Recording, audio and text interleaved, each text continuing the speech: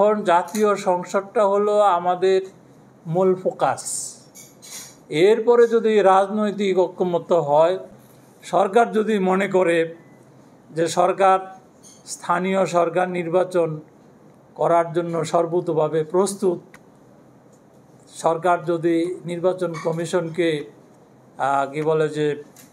অনুরোধ করে, তাহলে পরে নির্বাচন কমিশন সেটি করবে। কিন্তু এই পর্যায়ে আমাদের ফোকাস হচ্ছে জাতীয় সংসদ নির্বাচন। এটি সম্পূর্ণভাবে রাজনৈতিক সিদ্ধান্ত হবে। আপনারা জানবেন যে ইতিপূর্বেও যেই রাজনৈতিক দলের নিবন্ধন বিষয়ক যেই কার্যক্রম সেটি কিভাবে হয়ে থাকে, এবং এটি এখনও বলার সময় আসেনি যে ব্যালট পেপারে কোন মার্কা থাকবে কি থাকবে না। এটির সময় এখনও আসেনি। সময়ই বলে দিবে যে কোন কোন প্রার্থী নির্বাচন করবেন, ব্যালটে কোন কোন মার্কা থাকবে।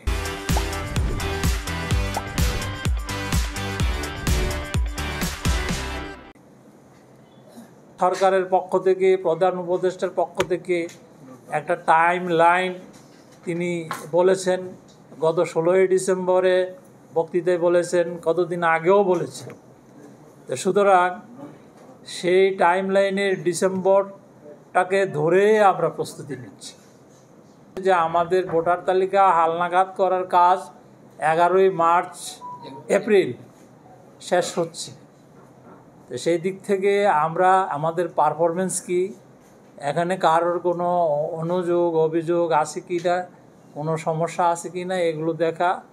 তা আমরা খুব সন্তুষ্ট যে এখানে নরসিংদীর জেলা প্রশাসন, পুলিশ বাহিনী, তারপরে নির্বাচন কমিশনের আমাদের যে কর্মকর্তাবৃন্দ রয়েছেন, বিদ্যুৎ বিভাগ, আনসার সদস্য সহ পুলিশ বাহিনী, খুব শিক্ষা বিভাগ, মানে প্রতিটি স্তরে যারা জনপ্রতিনিধি রয়েছেন সর্বতোভাবে সহযোগিতা করেছেন। তার একটা প্রতিফলন আমরা পরিসংখ্যানে দেখতে পাচ্ছি যে আমাদের পুরুষ ভোটারের তুলনায় নারী ভোটারের সংখ্যা এবার আশাব্যঞ্জকভাবে বৃদ্ধি পেয়েছে।